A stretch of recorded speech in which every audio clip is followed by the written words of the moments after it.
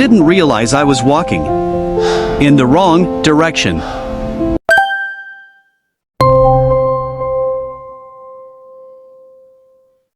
Before you watch another second, I want you to answer one question. Don't say it out loud. Just answer it honestly.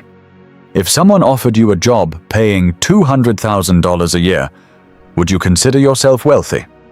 Hold on to that answer, because by the end of this video, you may wish you'd never said yes. Two people earn exactly the same salary. They live in the same city. They pay roughly the same taxes. 25 years later, one quietly owns his time, while the other is still trapped chasing the next paycheck. Same income, completely different outcome. How is that possible? Most of us have been taught a simple equation: work hard, earn more, and eventually you'll become wealthy. It's an idea repeated by schools, celebrated in movies, and reinforced every time someone announces they've landed a six-figure job. A higher salary is often treated as the finish line, the point where financial stress finally disappears. But real life tells a more complicated story. Across the world, there are doctors, lawyers, engineers, executives, consultants, and entrepreneurs earning well over $200,000 a year. Many enjoy comfortable lives. Yet surprisingly, many also admit they still feel financially constrained. Their calendars are full. Their expenses continue to grow. Their lifestyles become increasingly difficult to maintain. And stepping away from work even for a few months can feel almost impossible. That raises an uncomfortable question.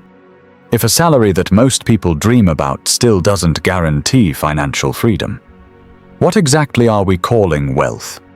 The answer begins with a distinction that's easy to overlook. Income and wealth are not the same thing. Income is what you earn. Wealth is what you own and what continues to serve you, whether you're working or not.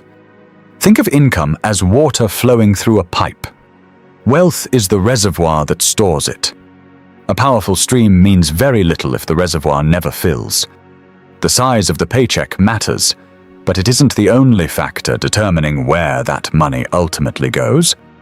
This is where many financial conversations become misleading. Headlines celebrate the size of a person's salary because it's easy to measure. Friends compare raises.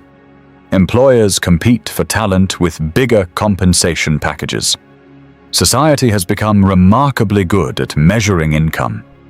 Yet wealth often remains invisible. The individual driving a luxury car may still owe more than it's worth. The family living in a beautiful home may be carrying enormous mortgage payments. The executive wearing an expensive watch may have very little invested for the future. From the outside, each appears wealthy. Behind the scenes, the financial picture may look entirely different. Appearances have a way of shaping our assumptions. We naturally associate visible success with financial security. But the two don't always move together. That's because income buys options today. Wealth creates options tomorrow. I know you're enjoying this video, so do me a quick favor. Hit that like button and subscribe to Next Wealth before you forget. It really helps the channel, and you'll never miss future videos. Now, let's continue.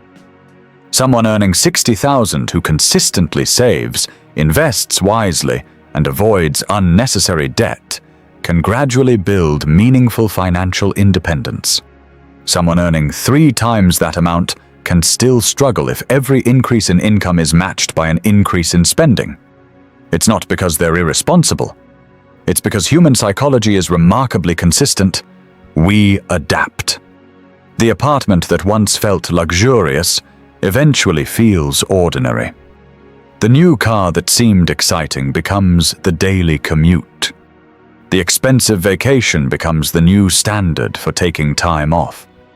What once felt like success quietly becomes normal, and our expectations adjust without asking our permission. Psychologists refer to this tendency as hedonic adaptation. We become accustomed to improvements in our circumstances far more quickly than we expect. As satisfaction returns to its baseline, the desire for something bigger quietly takes its place. the result isn't always reckless spending. Often, it's something far subtler. A larger home because it feels appropriate for your career. A more expensive neighborhood because the schools are better. A newer vehicle because reliability matters. More dining out because time has become scarce. Better clothes because professional expectations have changed. Individually, each decision can be perfectly reasonable. Together, they create a lifestyle that becomes increasingly expensive to sustain. This is why a growing income doesn't automatically translate into growing freedom. Sometimes it simply finances a more costly version of the same routine. The paycheck increases, but so do the obligations attached to it. Without realizing it, many people stop working to build wealth and begin working to maintain their lifestyle. That shift is easy to miss because nothing feels dramatically different at first. Promotions are celebrated. Bigger homes are congratulated. Nicer cars are admired. From the outside, everything looks like progress. But underneath those visible milestones lies a question that rarely gets asked. If your current lifestyle depends on your next paycheck, how financially free are you really? That question sits at the heart of modern wealth. Because genuine wealth has never been defined by the size of your income alone. It's defined by how much control you have over your time, your choices, and your future. The people who quietly become financially independent often understand this long before everyone else does. They don't necessarily earn the most. They simply play a different game. And understanding that game begins with recognizing the invisible force that shapes nearly every financial decision we make, a force so common that most people mistake it for success itself. That's where our story goes next. You hesitate to start a business. Taking a career break suddenly feels impossible. Even opportunities become risks because your financial commitments demand consistency above all else. This is known in economics as the golden handcuffs. The compensation is attractive enough to keep you where you are, but the lifestyle attached to that compensation makes walking away increasingly difficult. Ironically, the higher your income climbs, the tighter those handcuffs can become. Of course, not every high-income professional falls into this trap. Some quietly use rising income in a completely different way. Instead of increasing every aspect of their lifestyle, they increase ownership. They buy productive assets instead of constantly buying bigger expenses. They understand a simple principle. Every dollar has a job. It can either finance today's consumption or help produce tomorrow's income. Neither choice is inherently wrong. The difference is repetition. Spend occasionally, and life becomes more enjoyable. Spend automatically every time income rises, and wealth becomes much harder to build. This is why two people earning the same salary can end up living completely different lives decades later. One allows each raise to expand their lifestyle. The other allows each raise to expand their investments. At first, the difference is almost invisible. 5 years later, it becomes noticeable. 20 years later, it can become life-changing. Because while one person's income is supporting a growing list of obligations, the other's investments may be quietly generating income of their own. And that's the moment everything begins to shift. The wealthy don't simply ask, "How much did I earn this year?" They ask a different question. "How much of my money is now working without me?" That single question changes how every paycheck is viewed. It changes how raises are spent. It changes how success is measured. And once you begin measuring progress that way, the goal is no longer to earn more money. The goal is to need less of your own labor to create it. That sounds simple. In practice, it requires a complete shift in mindset. Because before you can make your money work for you, you first have to understand why so many people spend their entire lives working for their money. And that's exactly where we're headed next. So, If wealth isn't about chasing a bigger paycheck, what is it actually about? Ownership. Not ownership of expensive things, but ownership of assets. This is where many people unknowingly split into two completely different financial paths. One person earns money, spends most of it, and repeats the cycle every month. The other earns money, covers their needs, and uses what's left to acquire assets that can generate future income. At first, the difference is almost impossible to notice. Years pass, and one begins relying less on their paycheck, while the other becomes increasingly dependent on it.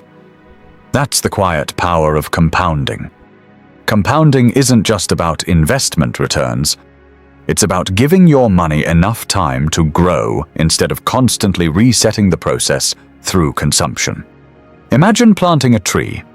If you dig it up every few months, it never has the chance to grow. But if you leave it alone, season after season, its roots deepen until it begins producing fruit on its own. Money often works the same way. The greatest advantage isn't finding the perfect investment. It's consistently owning productive assets and allowing time to do what most people underestimate. This doesn't require becoming a millionaire overnight.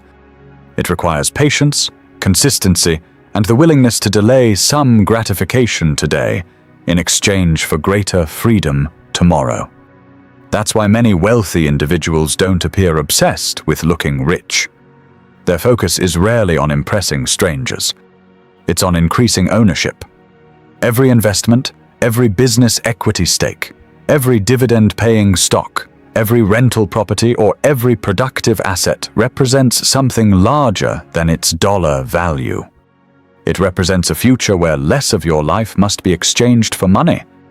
That's the real destination, not luxury. Freedom. The freedom to choose your work instead of needing it.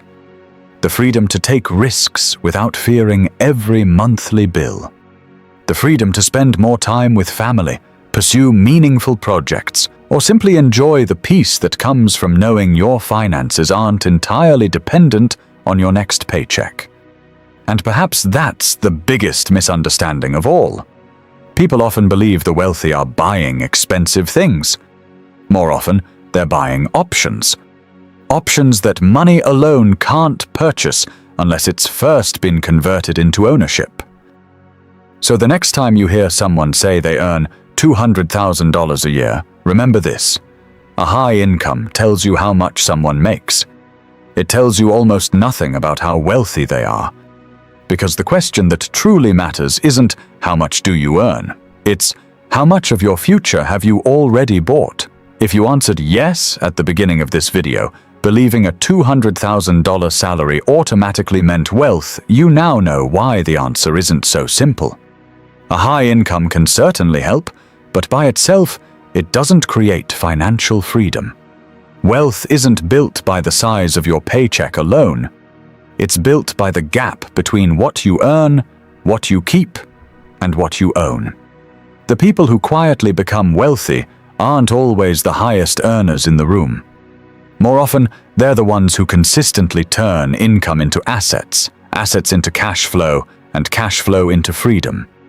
They understand that money is a tool, not a trophy. So perhaps the better question was never, how much money do I need to earn? Perhaps it has always been, what kind of life am I building with the money I already earn? Because in the end, wealth isn't measured by the size of your salary. It's measured by the amount of freedom your money can buy. And those are two very different things. If you made it this far, you clearly enjoyed peeling this one apart. So do me a favor, subscribe, drop a like, and tell me in the comments which city surprised you most. It helps this channel more than you'd think.